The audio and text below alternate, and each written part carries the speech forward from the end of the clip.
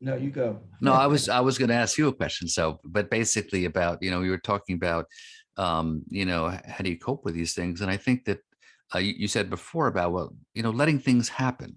So I think there is this notion that you've mentioned about, you know, things will happen, but you can react to them in the sense of they don't affect you as much. You're not under their thumb. Right. Absolutely. Well, things always keep happening. And Right. we put ourselves in the we put ourselves in the center of things that we want to or that have nothing to do with us.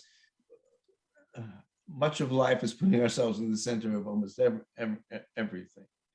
Um, uh, but it it need not be that way. You hit on something a little bit earlier, Ron, is that we're looking for a solution.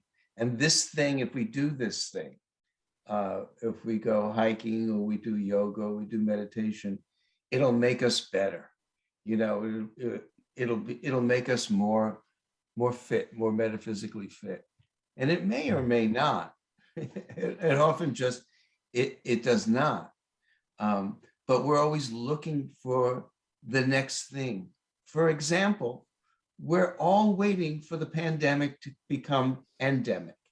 And it will or it won't, and it will in 6 months or it will in 6 years. We're always waiting for something. And then it'll be okay. And of course, it won't be any better. It'll just be different good and different bad. Right. Exactly. So, you know, uh, the great philosopher Jimmy Durante said, "These are the conditions that prevail." This Right. is where we are right now. This is where we are in our lives, and this is where we are in the pandemic. And one doesn't. I'm not making light of it.